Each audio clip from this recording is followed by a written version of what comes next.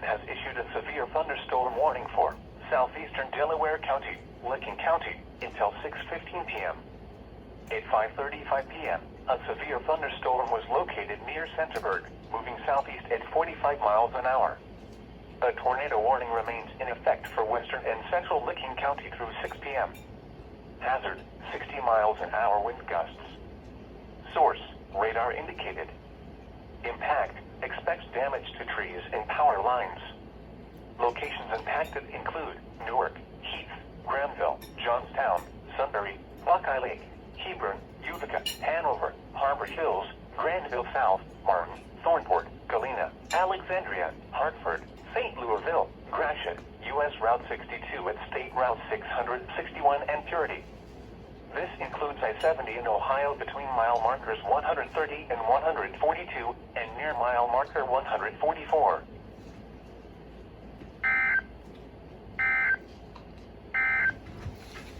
A severe thunderstorm